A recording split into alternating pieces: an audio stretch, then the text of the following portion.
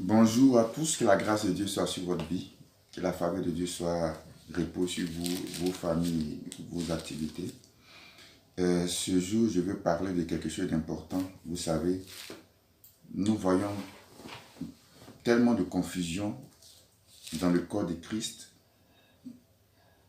tellement de choses contradictoires qui font que souvent il y a certaines personnes qui se sentent découragées, qui n'ont même pas le désir de pouvoir lire la Bible, la parole de Dieu. J'aimerais évoquer un sujet qui est important, c'est comment interpréter la parole de Dieu. En fait, comprenez quelque chose. Il n'y a pas le Dieu de l'Ancien Testament et le Dieu du Nouveau Testament. C'est le même Dieu. Le Dieu de l'Ancien comme le Dieu du Nouveau est le même. Il n'a pas changé. La Bible déclare dans Jacques 1, verset 17, qu'en lui, il n'y a point d'ombre de variation ni de changement. Le problème, c'est l'interprétation que nous avons des Saintes Écritures, de la Bible, de la parole de Dieu. Pour faire une juste interprétation des Écritures, il y a certaines choses qu'il faut savoir. Entre autres, je vais parler de certaines choses très importantes afin de pouvoir mieux méditer, mieux étudier la parole de Dieu.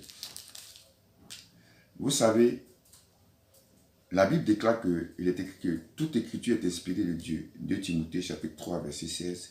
Toute écriture est inspirée de Dieu. En fait, la Bible est la parole de Dieu. Dans ce contexte-là, que c'est Dieu qui a inspiré la parole de Dieu. Donc dans ce contexte, la Bible est la parole de Dieu. Mais la Bible ne contient pas que la parole de Dieu. C'est-à-dire, dans la Bible, il n'y a pas que Dieu qui a parlé. Il y a aussi le diable qui a parlé, comme nous voyons dans le jardin d'Éden. Il y a des hommes qui ont parlé. Il y a des démons qui ont parlé. Il y a des anges qui ont parlé. Et il y a même des animaux qui ont aussi parlé, comme l'âne de Balaam. Donc, la Bible ne contient pas que la parole de Dieu, que les paroles de Dieu. Il y a aussi les paroles des hommes, les paroles des animaux, les paroles de Satan, les paroles des anges déchus, donc des démons, et les paroles des anges qui sont au service de Dieu. Donc, dans la Bible, il y a tout un ensemble de personnes qui parlent. Mais Dieu va inspirer certaines personnes à écrire, à relater tout ce qui s'est passé. Mais cela ne veut pas dire que c'est Dieu qui a inspiré les événements, les activités qu'il y a dans la Bible. Nuance. C'est-à-dire, lorsque par exemple, dans le jardin d'Éden, le diable, le serpent ancien dit à la femme, Dieu a-t-il réellement dit que vous ne mangerez pas de ce fruit? Ce n'est pas Dieu qui a inspiré le diable à dire cela. Mais Dieu va inspirer Moïse, qui est l'auteur du livre de Genèse, à écrire ce que le diable a dit. Donc dans le contexte où c'est Dieu qui a inspiré Moïse à écrire ce qui s'est passé, à relater ce qui s'est passé, en ce sens-là qu'on dit la Bible est la parole de Dieu. Mais Dieu n'est pas l'auteur de tout ce qui s'est passé dans la Bible. En réalité, une personne ne peut pas s'inspirer elle-même. Je ne peux pas dire que je me suis inspiré à écrire un livre, non. On inspire quelqu'un d'autre à écrire ce qu'on veut. Par exemple, je peux demander à mon frère Sébastien d'écrire un livre sur ma vie. Je vais lui relater ma vie depuis mon enfance. Des paroles que mon père m'a dites. Ce que je vais inspirer à mon frère d'écrire par rapport à ma vie, les paroles par exemple que mon père m'a dites, ce n'est pas moi qui suis l'auteur des paroles de mon père.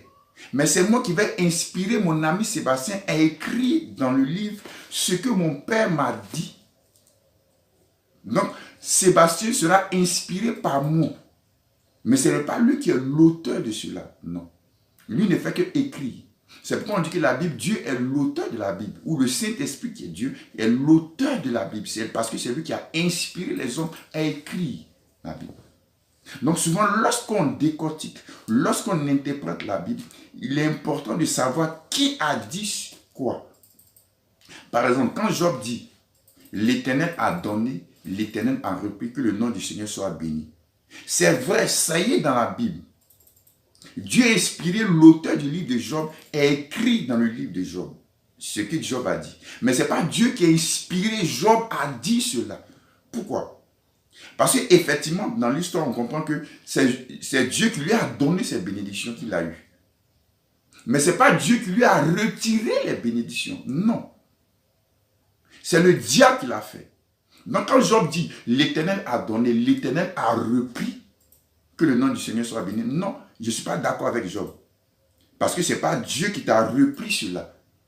Même si certains diront c'est Dieu qui a permis cela. Mais ce n'est pas Dieu qui a repris cela. C'est Satan qui a repris cela.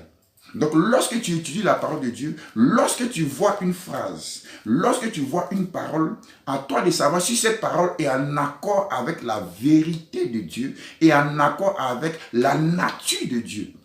Parce que Dieu ne ment point. C'est pourquoi il faut faire attention lorsqu'on médite la parole de Dieu. Donc effectivement, la Bible est la parole de Dieu. Techniquement.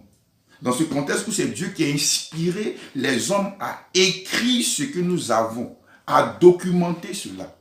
Mais ce n'est pas Dieu qui est responsable de tout ce qui est arrivé dans la Bible. Ce n'est pas Dieu qui est l'auteur de tout ce qui est arrivé dans ce livre. Donc c'est pourquoi il faut faire vraiment attention lorsqu'on médite, lorsqu'on étudie la parole de Dieu, de comprendre ces choses. Si tu comprends ces choses, tu vas voir que tu auras une interprétation juste et convenable de la parole de Dieu, en accord avec la volonté et la pensée de Dieu. J'espère que vous avez bien compris ce que j'ai dit ce matin.